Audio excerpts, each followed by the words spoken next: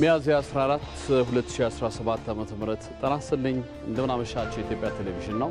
ኢቲቪ 57 በሶስተኛ ክፍል ወደ እናንተ መድረሱን ቀጥሏል። የአጀንዳ ጉዳይም አካተን መተናል። ዋና ዋናዎቹን ላስታውቃችሁ።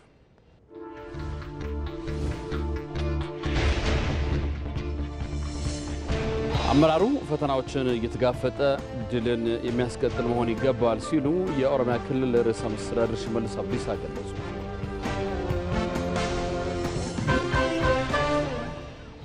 ራዊን ኬኛ ቁርማኖት ሰደንደር በኒ ማል ረጅራ ከንጀዱ ከነ ስሪት ብልችና ላሉን በርባች ይቻላል አከ ጉድናት አከ መጋላት አከ ሴክተራት ማል ረጅራ ከንጀዱ ሰነ ነምን መርቱ ብልችና ገዲቀቤ ላሉቱ ረጅራ የኢትዮጵያ የባህር በር ጥያቄ የህልውና ጉዳይ በመሆኑ ጥያቄው ፍትሃዊና ተገቢ መሆኑ ተገለጸ።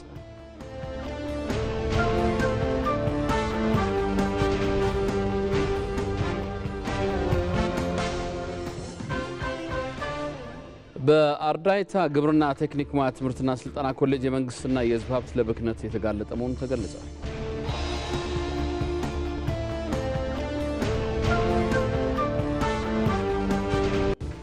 ግልጽ ጨረታ በማውጣት የተለያዩ ድርጅቶች በማሳተፍ ግዢ መፈጸም ይገባል። ነገር ግን የእናንተ ኮሌጅ 2.8 ሚሊዮን ብር የእቃና አገልግሎት ግዢ በእቃ ማቅረቢያ ፕሮፎርማ ግዢ ፈጽሙ።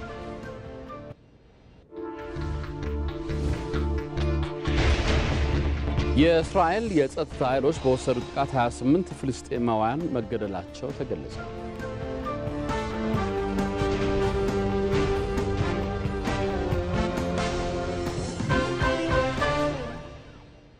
በእንግሊዝ ፕሪሚየር ሊግ 34ኛ ሳምንት ዛሬ ምሽት ማንቸስተር ሲቲ ከአስቶን ቪላ የሚያደርጉት ጨዋታ ይጠበቃል የሚሉት ዋና ዋናዎቹ ናቸው።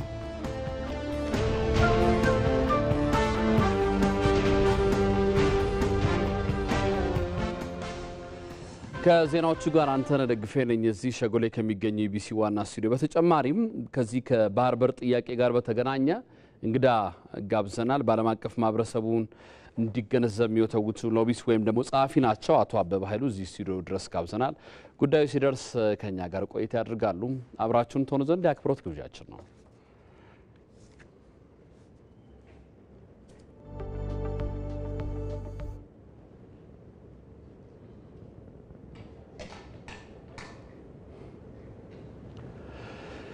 አመራሩ ፈተናዎችን እየተጋፈጠ ድልን የሚያስቀጥል መሆን ይገባዋል ሲሉ የኦሮሚያ ክልል ርዕሰ መስተዳድር ሽመልስ አብዲሳ ገለጹ። በክልሉ የመንግስትና የፓርቲ ሶስተኛ ሩብ ዓመት የስራ ዕቅድ ግምገማ በአዳማ እየተካሄደ ነው። አቤል ሙልጌታ ተጨማሪ አለው። የኦሮሚያ ክልል የሶስተኛ ሩብ ዓመት የመንግስትና የፓርቲ የስራ ዕቅድ አፈጻጸም ግምገማ በአዳማ እየተካሄደ ነው። በመድረኩ በሶስተኛው ሩብ ዓመት ታቅደው በስኬት የተከናወኑና ያልተሳኩ ስራዎችን በአግባቡ በመገምገም ለቀጣይ አመራሩ ትምህርት ሊወስድ እንደሚገባም የክልሉ ርዕሰ መስተዳድር አቶ ሽመልስ አብዲሳ ተናግረዋል። መድረኩ በቀጣይ ወራትም የሚሰሩ ስራዎችን ለመፈጸም አቅም የሚፈጠርበት መሆኑንም አንስተዋል። ራዊን ኬኛ ቁርማኖት ሰደንደር በኒ ማል ረጅራ ከንጀዱ ከነ ስሪት ብልችና ላሉን በርባች ይቻላል። በተጠናቀቀው ሶስተኛ ሩብ ዓመት የነበረን አፈጻጸም ምን ይመስላል የሚለው በአግባቡ መታየት አለበት። በዞን በከተማና በየሴክተሩ ክንውናችን ምን ላይ እንዳለ በአጠቃላይ መገምገም አለበት። ሌላው የተሳኩ አፈጻጸሞች እንዴት ተሳኩ የሚለውና ክፍተት ያለበትን ለምን ሆነ የሚለውን መለየት ይገባል። ከስኬቶቹና ከችግሩ መማር ከቻልን እሱ ትልቅ አቅም ስለሆነ በደንብ ማየት አለብን። አሁን በቀሪ ወራት የቀረንን ተግባር እንዴት እንፈጽማለን የሚለውን ማሰብም ያስፈልጋል። እንዴትስ ያልተሳኩ ስራዎች ይስተካከላሉ የሚለውን አመራሩ በጥልቅ ማየት ይኖርበታል። በክልሉ በተሰሩ የልማት ስራዎች ሰፋፊ ተግባራት የተከናወኑበት መሆኑም ተነስቷል። በችግር ውስጥም መፍትሄ መስጠት የሚችል አመራር መሆን ይገባል ያሉት ርዕሰ መስተዳድር አቶ ሽመልስ አብዲሳ እድሎችን መጠቀም የሚችል አመራር ያስፈልጋልም ብለዋል። ቢታምር ጋን ወጎተን ደርበን ወጆ ጀተኒን ናኖን ከየ ሰርከ አደዳረ ተርገም ባለፉት ዓመታት በተለያዩ የክልላችን አካባቢዎች የተሰሩ ስራዎች በተለያየ ደረጃ ላይ ነው የሚገኙት። ነገር ግን በርካታ የልማት እንቅስቃሴዎች አሉ። ባለው የሥራ እንቅስቃሴ ውስጥ የሚገጥሙ ፈተናዎችን ተጋፍጦ ባሉት እድሎች ታግዞ ድል የሚያስቀጥለው አመራሩ ነው። ህዝባችን የሚመራው ካለ ተአምር መስራት እንደሚችል አስመስክሯል። ምንም አይነት ችግሮችን ህዝባችን እንደሚፈታ አይተናል። ኦሮሚያ ክልል ላይ ብዙ እድል እንዳለ አመራሩም ተምሯል። ሌላውም አካል ተረድቶታል። ነገር ግን ሁኔታዎችን ተረድቶ ከስሩ ያለውን አካል በሙሉ አስተባብሮ ህዝብ አንቀሳቅሶ ከሚፈለገው ደረጃ ላይ ማድረስ ነው ዋናው ጉዳይ። በሶስተኛው ሩብ ዓመት የስራ ክንውን በርካታ ስኬቶች የተገኙበት መሆኑንም የክልሉ ብልጽግና ፓርቲ ቅርንጫፍ ጽህፈት ቤት ኃላፊ አቶ ከፍያለው ተፈራ ተናግረዋል። ሆጂዋን ኩርማነ ሰደፋ ከነ ኬሰት ሆጀን መዳሊ ሄዱዳን ኩርማኑ ተደርበንር በሶስተኛ ሩብ ዓመት ስራችን በብዙ መለኪያዎች ከሁለቱ ሩብ ዓመቶች ብዙ መሻሻል አሳይተናል። ከመንግስትና የፓርቲ ስራዎች ውስጥ የቀበሌ አደረጃጀት ስራችን መሬት እንዲይዝ ተደርጓል። የቀበሌ አመራሮች ቢሮና የመኖሪያ ቤት ግንባታ ተሰርቷል። በሌላ በኩል ደግሞ ውይይትና ስልጠናዎችና የህዝብ ሞቢላይዜሽን ያለምንም ችግር በሰፊው ተከናውኗል። የመልካም አስተዳደርና የአገልግሎት አሰጣጥ ችግሮችን ለይተን መፍትሄ በመስጠት የተጀመረው ስራ አበረታች ውጤት ታይቶበታል። እንዲሁም በክልሉ የህግ የበላይነትን በማስከበር ረገድ በበርካታ ቦታዎች ውጤት ማስመዝገብ ተችሏል። እነዚህ ስራዎች በሙሉ እንዲህ በተሳካ ሁኔታ እንዲሰሩ በየደረጃው ያለው አመራር በብዙ ውጣ ውረድ ያሳካው ነው። የክልሉን ገቢ ለማሳደግ የተሰሩ ተግባራት ስኬታማ እንደሆኑም በመድረኩ ተነስቷል። በተለያዩ የግብርና ኢኒሼቲቭ ስራዎች በክልሉ ምርትና ምርታማነትን ለማሳደግ በርካታ ስራዎች መሰራታቸውን በሪፖርቱ ቀርቧል። የሶስተኛ ሩብ ዓመት ግምገማ ለቀጣይ በጀት ዓመት አመራሩ ያቀደውንና ያደረገውን ዝግጅት የሚፈተሽበት እንደሆነም በመድረኩ ተነስቷል። በ2025 የዓለም ባንክ ቡድንና አይኤምኤፍ የጸደይ ስብሰባ ላይ ለመሳተፍ ዋሽንግተን የሚገኘው በገንዘብ ሚኒስትሩ አቶ አህመድ ሺዴ የተመራ የኢትዮጵያ ከፍተኛ ልዑካን ቡድን በስብሰባው የተሳተፈ ይገኛል። በገንዘብ ሚኒስትሩ አህመድ ሺዴ በተመራው ልዑክ የብሔራዊ ባንክ ገዢ አቶ ማሞ ምህረቱ፣ የጠቅላይ ሚኒስትሩ ከፍተኛ አማካሪ ተክለወልድ አጥናፉ፣ የገንዘብ ሚኒስትር ዴኤታ ዶክተር ኢዮብ ተካልኝ እንዲሁም ሌሎች የሥራ ኃላፊዎችም ተካተውበታል። ልዑኩ በቆይታው ከስብሰባው ጎን ለጎን ከዓለም አቀፍ የገንዘብ ተቋም አይኤምኤፍ ማኔጂንግ ዳይሬክተር ክሪስታሊን ጆርጂያቪያ ጋር ገንቢ ውይይትም አድርጓል። ልዑኩ በውይይቱ በኢትዮጵያ እየተካሄደ ስላለው የማክሮ ኢኮኖሚ ሪፎርም ሰፊ ማብራሪያም ሰጥተዋል። የኢትዮጵያ ኢኮኖሚ ሪፎርም ግቡ እንዲመታ ከተቋሙ ጋር በትብብር መስራትና ድጋፍ ማግኘት በሚቻልበት ሁኔታ ላይ የሐሳብ ልውውጥም ተደርጓል። ኢትዮጵያ ያላትን የኢኮኖሚ አቅምና እድሎች እንድትጠቀም እያካሄደች ያለው ሪፎርም የዓለም አቀፍ ገንዘብ ድርጅት ያደረገውን ድጋፍ ያደነቁት አቶ አህመድ ሺዴ ሪፎርሙ የግሉን ዘርፍ በማነቃቃትና የሥራ ዕድል በመፍጠሩ የኢትዮጵያን ሕይወት ለማሻሻል ያለመ ነው ብለዋል። በኢትዮጵያ የተጀመረውን ሪፎርም በማጠናከር በተለይም የተረጋጋ የውጭ ምንዛሬ ግብይት እውን እንዲሆንና ያለውን ኢንቨስትመንት ምህዳር ይበልጥ በማስፋት የውጭ ቀጥታ ኢንቨስትመንት ፍሰትን ለማሳደግ የሚረዱ የሐሳብ ልውጦችን በማድረግም በጋራ ለመስራት ከመግባባት ላይ ተደርሰዋል። የዓለም ገንዘብ ድርጅት የኢትዮጵያ ኢኮኖሚ እድገት እንዲቀጥልና ለኢትዮጵያ ልማት ግቦች መሳካት ከኢትዮጵያ ጋር ወደፊትም አብረው ለመስራትም ተስማምተዋል።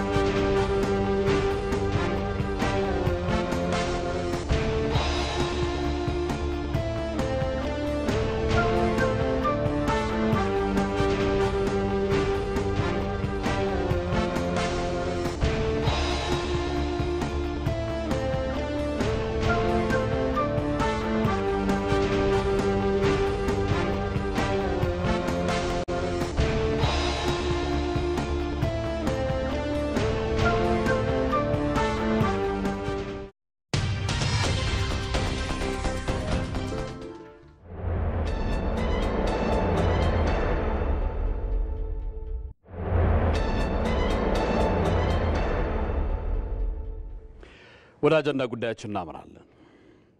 የኢትዮጵያ የባህር በር ጥያቄ የህልውና ጉዳይ በመሆኑ ጥያቄው ፍትሐዊና ተገቢ መሆኑ ተገለጸ። ማለት ታደለ ተጨማሪ አላት። ላለፉት ከ30 በላይ ዓመታት ከባህር በር ባለቤትነት ርቃ የቆየችው ኢትዮጵያ በባህር በር አልባነት የሚደርስባትን ጉዳት ይበቃል ካለች ሰነባብታለች። የኢትዮጵያን የባህር በር ፍላጎቱን ለማድረግ ደግሞ መንግስት ጥያቄውን ዋነኛ የብሔራዊ ጥቅም ጉዳይ በማድረግ በዓለም ፊት አቅርቦታል። ኢትዮጵያ የማይናወጥ ብሔራዊ ጥቅም አላት። ዓለም ዛሬ ይስማ። የቀይ ባህር አክሰስ ሰላማዊ በሆነ መንገድ ኢትዮጵያ ያስፈልጋታል።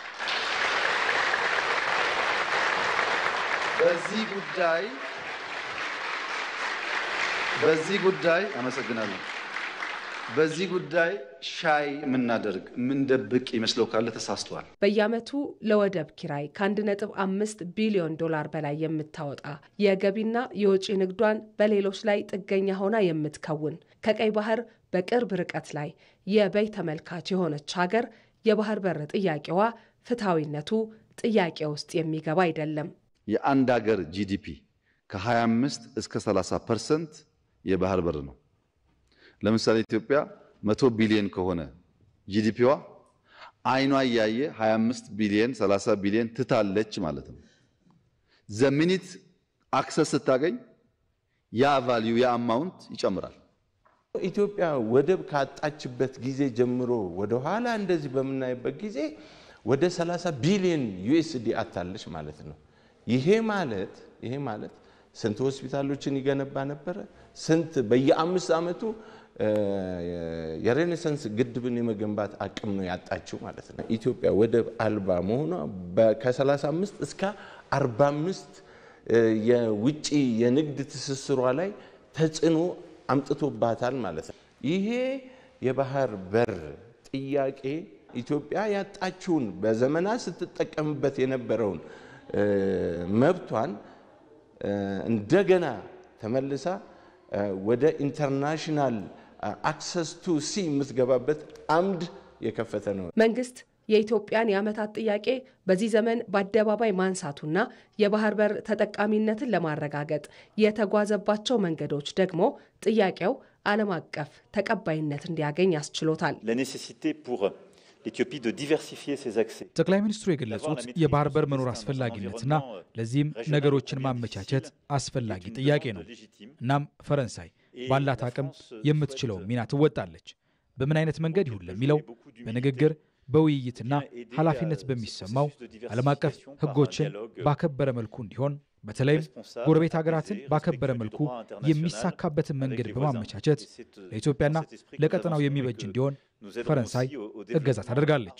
ይህን የኢትዮጵያን የባህር በር ፍላጎት እውን ለማድረግ መንግስት ያሉትን ሰላማዊ አማራጮች በሙሉ እንደሚጠቀም ጠቅላይ ሚኒስትር አብይ አህመድ መናገራቸው ይታወሳል። በጦርነት አንፈልግም፣ በኃይል አንፈልግም። በቂ ሪሶርስ ነው። በማንኛውም ህግ በማንኛውም የአገር ልምምድ ኢትዮጵያ ይገባታል። ብዙዎች እኮ ነውር ነው ይላሉ። 120 ሚሊዮን ህዝብ መቆለፍ ነውር ነው ይላሉ። አንዳንድ የተገዙ ኢትዮጵያውያን ባይገባቸውም ወይኛ ወይ ልጆቻችን ያሳኩታል። ጥርጣሬ የለውም። ይሄ እውነት ስለሆነና ራሽ ሎጂካል ነገር ስለሆነ ይሄን አስታኮ ግን ነገ ውጊያ ይነሳል ብሎ የሚያስቡ ሰዎች አንዋጋም ከማንም ጋር። ኢትዮጵያ ዓለም አቀፍ ህጎች የሚፈቅዱላትን ፍትሐዊ ጥያቄ እያነሳችበት ያለችውን የባህር በር ተጠቃሚነት ጉዳይ ለማሳካት የተጀመሩ እርምጃዎች ጥያቄው ምላሽ እስኪያገኝ ድረስ የሚቀጥሉ ናቸው። እዚህ ላይ ቆይታ እናደርጋለን። እንግዳ ጋብዘናል። በተለይ በዓለም አቀፍ ማህበረሰብ ዘንድ ግንዛቤ እንዲኖር በጣም የሚወተውቱ ሎቢስት ናቸው ወይም ደግሞ በጣም በርካታ አርቲክሎችን የሚጽፉ ናቸው። አቶ አበበ ኃይሉ እዚህ ስቱዲዮ ድረስ ጋብዘናል። በጣም አመሰግናለሁ። አቶ አበበ የባህር በር ጉዳይ የህልውና ጉዳይ የመኖር ያለመኖር ጉዳይ እና የፍትሐዊነት ጉዳይ መሆኑን በመገንዘብ ቀድሞ እርሶ በርካታ ጽሁፎችን ይጽፋሉ። እንግዲህ የኢትዮጵያ የባህር በር የባለቤትነት ጥያቄ የኢትዮጵያ ቴሌቪዥን በተደጋጋሚ ይህን ጉዳይ ያነሳል። በጣም በርካታ ባለሙያዎችን ከተለያየ ማዕዘን እያየ ሰው የባህር በር የባለቤትነት ጥያቄ አሁን የትውልድ ጥያቄ እየሆነ መጥቷል ማለት ነው። ለምሳሌ እዚህ ጋር አንድ መረጃ እንመልከት። ለእርሶም መነሻ እንዲሆነው በተለይ ጽሁፎች ላይ ዳሰውታል ብዬ አስባለሁ። የባህር በር የሌላቸው ሀገራት 1/5ኛውን የዓለም ሀገራት ይይዛሉ። በህዝብ መገኛ ደረጃ 7% እንደማለት ነው። በቆዳ ስፋት ካየን ካዛክስታን አለች፣ በህዝብ ብዛት ደግሞ ኢትዮጵያ ነች። ኢትዮጵያ ነበራት በአንድ ክፉ የታሪክ አጋጣሚ ያን ባህር በር አጣች የሚለው መነሻ እናደርጋለን። ከዚህ ቀጥሎ ያለው መረጃን ስንመለከት ከ120 ሚሊዮን በላይ ህዝብ አላት ኢትዮጵያ አሁን ላይ ባለው። እንግዲህ ንግዷ በጅቡቲ ወደብ በኩል ይከናወነ በተለይ ከ95% ያንዳንዱ ዕቃ የምታስገባ የምታስወጣው በጅቡቲ ነው። የጅቡቲ ወደብን በዋነኛነት ትጠቀማለች። ጅቡቲ ላይ ስንጠቀም የምንከፍለው ክፍያ በጣም አስደንጋጭ ነው። ከፍተኛ ወደብ ኪራይ ያለብን፣ ይሄ እንደ ጉዳት ማንሳት እንችላለን። በአመት 1.6 ቢሊዮን ዶላር ነው። በወር 133 ሚሊዮን ዶላር ማለት ነው። በቀን 4 ሚሊዮን ዶላር ማለት ነው። ለምሳሌ በብር ስንመታው 88 ቢሊዮን ብር ማለት ነው ኢትዮጵያን የምታወጣው አሁን ባለችበት ሁኔታ 120 ሚሊዮን ህዝብ ይዛ ማለት ነው። ሌላኛው ደግሞ እዚሁ ላይ መመልከት ያለብን ጉዳይ ሌላኛው ጉዳት የሰው ወደብ እንደመጠቀማችን በየጊዜው የሚደረግ ጭማሪ አለ። ለምሳሌ በትንሽ ተጨመረ ከተባለ 25% ነው። ሁለተኛ ርቀት አለ። ብዙ ጊዜ መንገድ ይቋረጣል ይባላል፣ መንገድ ተበላሸ ይባላል፣ ጅቡቲ ጋር መንገድ ተዘጋግቶ ነው ይባላል። አነስተኛ የንግድ እንቅስቃሴ ደግሞ ተመራጭና ትራፊ አለመሆንም አለ። ጥገኝነት አለ። ለምሳሌ ሀገሪቷ የራሷን የውስጥ ፖሊሲዎች ሲቀያየር የመጀመሪያው ዱላ ወይም በትሩ የሚያርፈው ኢትዮጵያ ላይ ነው ማለት ነው። ሌላ አነስተኛ ኤሌክትሪክ አገልግሎትም እንደዚሁ ተጠቃሽ የሚሆኑ ጉዳዮች ናቸው።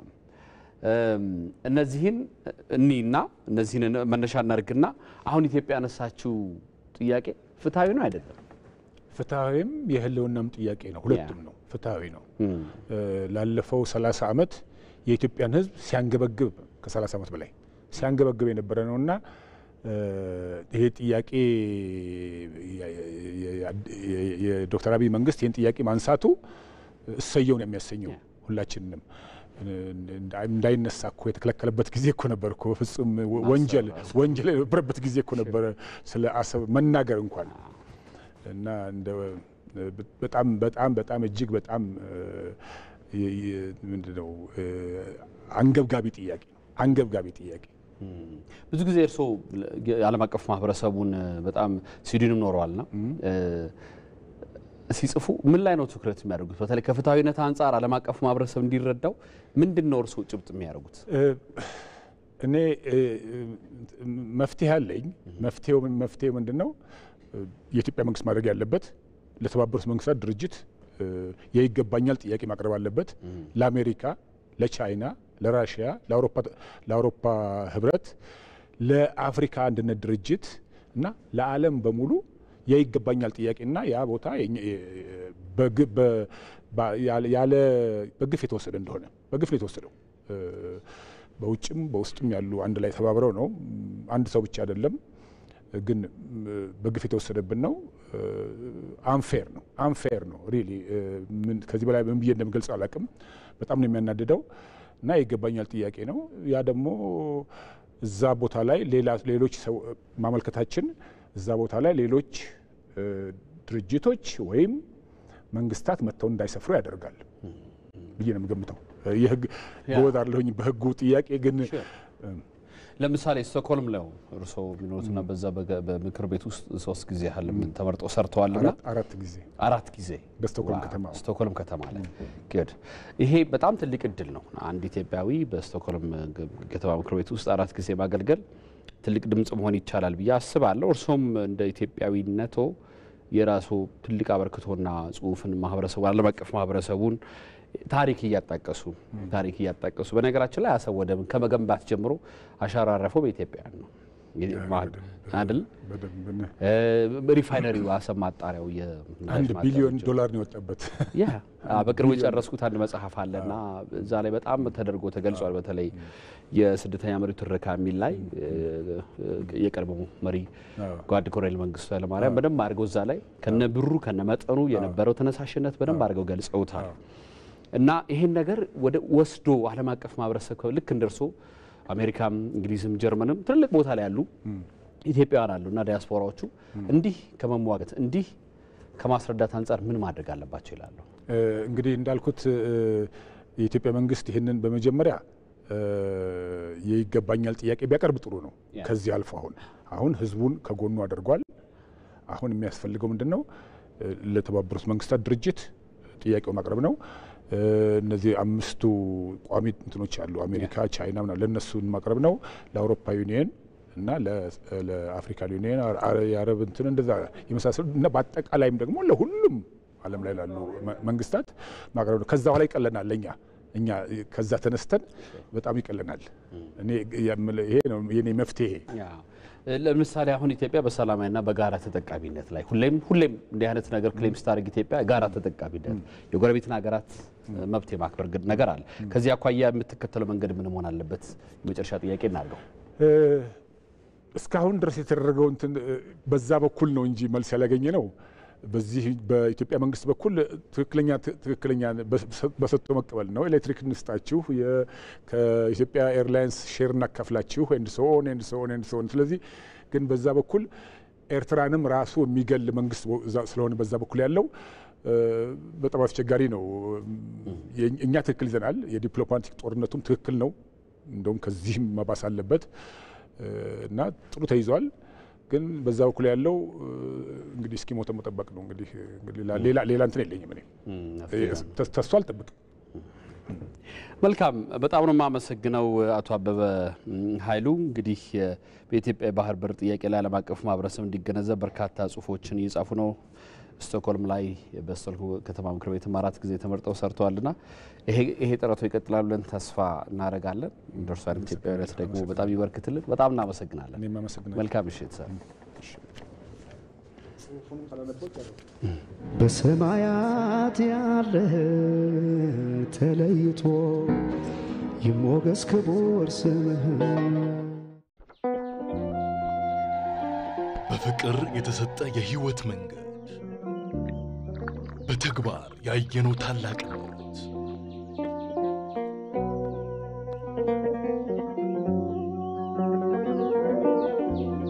ለድህነት የተከፈለ መስዋዕትነት ለዘላለም የሚኖር ቃል ኪዳን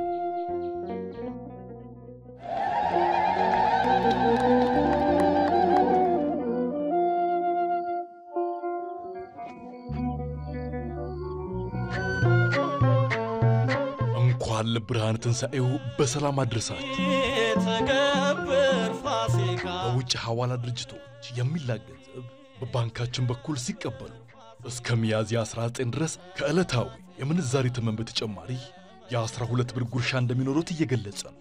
እንዲሁም በኢትዮ ዳይሬክት ካሽጎና ፋስት ፔይ ገንዘብ በቀጥታ ወደ ኢትዮጵያ ንግድ ባንክ አካውንት መላክ በነፃ መሆኑን ለማስታወስ እንወዳለን። የኢትዮጵያ ንግድ ባንክ ሁሌም የሚተማመኑበት ባንክ ፊታችን በሰማያት ያለህ ተለይቶ ይሞገስ ክቡር ስምህ ከኢትዮጵያ ቴሌቪዥን ኢቲቪ 57 ይቀጥላል እየተከታተላችሁን ስለሆነ እናመሰግናለን። ከተሞቻችንን የማዘመን ሰፊ ጥረት አይነተኛ ማሳያ የሆነውን በካሳንቺስ ያለውን የኮሪደር ልማት ክፍል በይፋ መርቀናል ብለዋል ጠቅላይ ሚኒስትር አብይ አህመድ። የተጎሳቆሉና በእጅጉ የተጎዱ ቤቶችና አካባቢ መገኛ የነበረው ካዛንቺስ ዛሬ የጋራ ጥረትና ለውጥ ሽልማታችን ሆኖ ተገኝቷል ብለዋል ጠቅላይ ሚኒስትሩ። ከዚሁ አካባቢ ተነስተው ለማህበረሰባችን የከበረ የኑሮ ሁኔታ ለመፍጠር ያለን ጽኑ እምነትና ተግባር በሚያሳይ አኳኋን ለኑሮ ወደ ተሻለ አካባቢ የተዛወሩትን ነዋሪዎችም ከጥቂት ቀናት በፊት ጎብኝተን ነበር ያሉት ጠቅላይ ሚኒስትሩ የተዛወሩበት አካባቢ እጅግ ምቹ መሆኑንም አይተናል። ዛሬ ደግሞ የተነሱበትን ሰፈር ድንቅ የኮሪደር ልማት ስራ መርቀናል ብለዋል ጠቅላይ ሚኒስትሩ። ጠቅላይ ሚኒስትር አብይ በአስደናቂ አጭር ጊዜ የተጠናቀቀው የካሳንቺስ ለውጥ ለዘመነ ከተማ ልማት ስራችን ለአረንጓዴ ንጹህና ዘመናዊ ከተማ ማዕከላት ያለንን ርዕይ ግዘፍ ነስቶ በማሳየት መሰረት የሚጥል ነው ብለዋል። በዚህ ግዝፈት የሚከወኑ ስራዎች ሰፋ ያለ ጥራት ይሻሉ። ጊዜያዊ ምቾት የሚነሱ ፈተናዎችንም ሊያስከትሉም ይችላሉ። ነገር ግን ለታላቁ የሀገር ጥቅም የሚከፈሉ አስፈላጊ መስዋዕትነቶች ናቸው። ይህ የእድገት መንገድ መቀጠል ያለበት ነው። የታደሰ ተስፋም ይሰጠናልና በተለይ ለልጆቻችን ነገ ብለዋል ጠቅላይ ሚኒስትር አብይ አህመድ።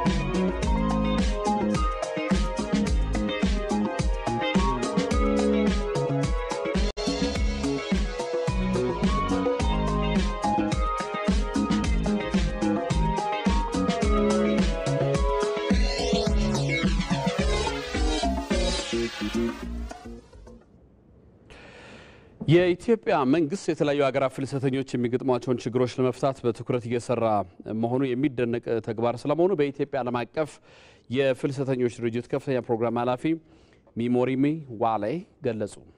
ዓለም አቀፍ ፍልሰተኞች ድርጅት ከሴቶችና ማህበራዊ ጉዳይ ሚኒስቴርና ከሌሎች ባለድርሻ አካላት ጋር በመሆን ፍልሰተኞች የሚገጥሟቸውን ችግሮች ለመፍታት በትብብር እየሰራ መሆኑን ኃላፊዋ ገልጸዋል። አይዳ ከበደ ተጨማሪ አላት። የኢትዮጵያ መንግስት የተለያዩ ሀገራት ፍልሰተኞች የሚገጥሟቸውን ችግሮች ለመፍታት በትኩረት እየሰራ መሆኑ የሚደነቅ ተግባር መሆኑን በኢትዮጵያ የዓለም አቀፍ የፍልሰተኞች ድርጅት ከፍተኛ የፕሮግራም ኃላፊ ሚሞሪ መዋሌ ገለጹ። የዓለም አቀፉ የፍልሰተኞች ድርጅት ከሴቶችና ማህበራዊ ጉዳይ ሚኒስቴር ጋርና ከሌሎች ባለድርሻ አካላት ጋር በመሆን ፍልሰተኞች የሚገጥሟቸውን ችግሮች ለመፍታት በትብብር እየሰራ መሆኑን ኃላፊዋ ገልጸዋል። ዓለም አቀፉ የፍልሰተኞች ድርጅት በፍልሰተኞች አስተዳደር ላይ ከኢትዮጵያ ጋር በአጋርነት እንደሚሰራም ኃላፊዋ ገልጸዋል። ዓለም አቀፉ የስደተኞች ድርጅት መደበኛ ያልሆነ ፍልሰት ጋር በተያያዘ ችግሮችን ለመፍታት ከኢትዮጵያ መንግስት ጋር ማለትም በሴቶችና ማህበራዊ ጉዳይ ከፍትህና ከሰላም ሚኒስትሮች ጋር በቅርበት እየሰራ ይገኛል። ሁሉም አጋርና ባለድርሻ አካላት ከኢትዮጵያ የሴቶችና ማህበራዊ ጉዳይ ሚኒስቴር ጋር በጋራ ያዘጋጀነውን ስትራቴጂክ እቅድ ተግባራዊ በማድረግ ከዓለም አቀፍ የስደተኞች ድርጅት ጋር በትብብር ቢሰሩ መልካም ይሆናል። ድርጅቱ ከሴቶችና ማህበራዊ ጉዳይ ሚኒስቴር ጋር በመተባበር ባዘጋጀው የጋራ ስትራቴጂክ እቅድ መሰረት የሚገጥሙ ችግሮችን ለመፍታት ከሚመለከታቸው ባለድርሻ አካላት ጋር እንደሚሰራ ገልጸዋል። በተጨማሪም ዓለም አቀፉ የፍልሰተኞች ድርጅት ለስደት ተመላሾች ጊዜያዊ የማቆያ ማዕከል ከማዘጋጀት ጀምሮ መልሶ ለማቋቋም ድጋፍ እያደረገ መሆኑን ተናግረዋል። እንዲሁም ህገወጥ ስደትን ለመከላከል ህብረተሰቡን የማስገንዘብና ህጋዊ መንገድ እንዲጠቀሙ ለማድረግ እየሰራ መሆኑንም ገልጸዋል። ከስደት ተመላሾች ከሚገጥሟቸው የጤና ችግሮች መካከል የአእምሮና የስነ ልቦና መታወክ ችግሮች ህክምናን ጨምሮ የሚፈልጓቸው በርካታ የነፍስ ወከፍ ድጋፎች ያሉ በመሆኑ እነዚህና ሌሎች በጋራ መስራት የምንችልባቸው በርካታ ጉዳዮች ላይ ከመንግስት ጋር በጋራ እየሰራ እንገኛለን። በአርዳይታ ግብርና ቴክኒክ ሙያ ትምህርትና ስልጠና ኮሌጅ የመንግስትና የህዝብ ሀብት ለብክነት የተጋለጠ ነው። ኮሌጁ ችግሮችን ለመቅረፍ እሰራለሁ ሲልም ገልጿል። ክብረት ካሳይ የአይናችን ዝግጅት መነሻ አድርጎ ተከታዩን ዘገባ አዘጋጅቷል።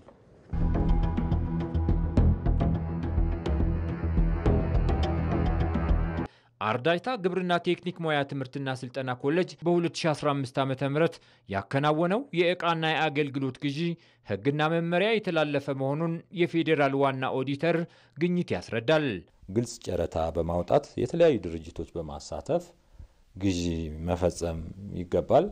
ነገር ግን የእናንተ ኮሌጅ 2.8 ሚሊዮን ብር የእቃና አገልግሎት ግዢ በእቃ ማቅረቢያ ፕሮፎርማ ግዢ ፈጽሟል። አንዳንድ ግዢዎች በጨረታ ወጥተው ጨረታ ካልተገኙ ሁለተኛ ጨረታ እንዳናወጣ ምንድነው የሚሆንብን? ጊዜ ወስድብናል።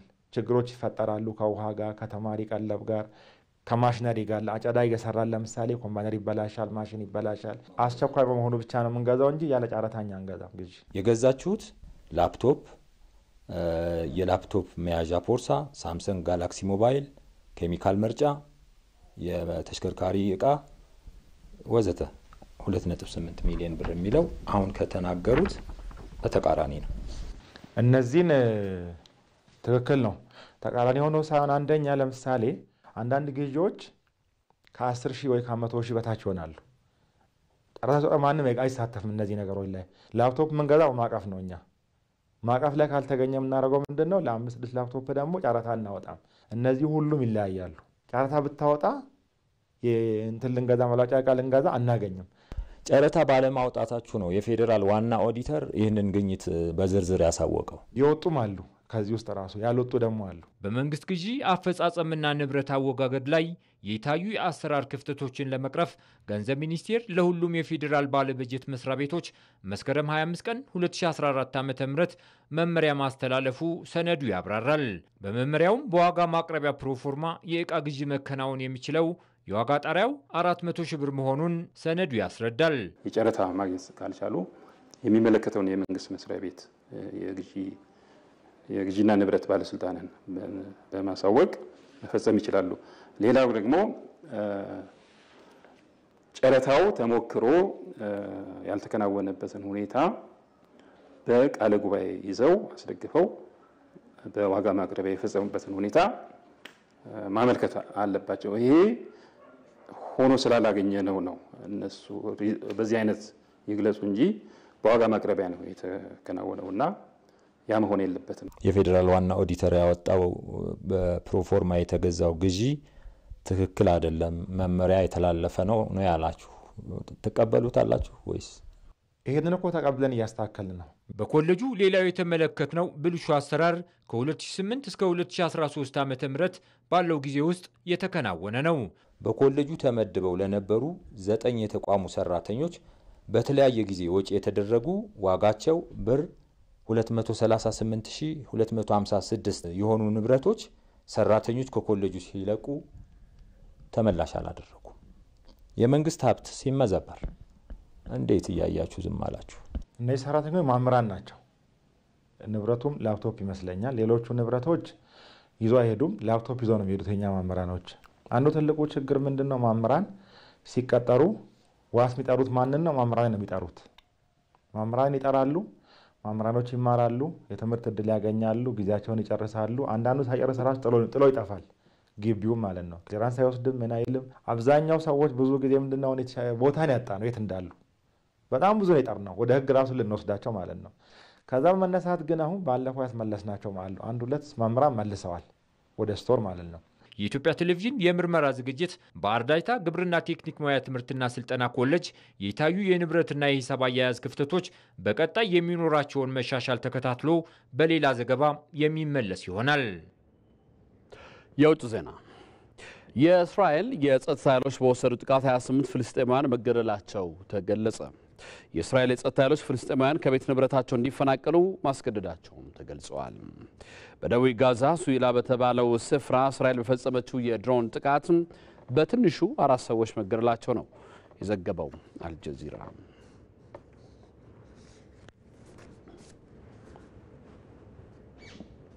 ከስፖርት በእንግሊዝ ፕሪሚየር ሊግ 34ኛ ሳምንት ዛሬ ምሽት ማንቸስተር ሲቲ ከአስቶን ቪላ የሚያደርጉት ጨዋታ ይጠበቃል። የማንቸስተር ሲቲው አሰልጣኝ ፔፕ ጋርዲዮላ የምሽቱ ጨዋታ የፍጻሜ ያክል የሚታይ መርሃ ግብር ነው ብለውታል።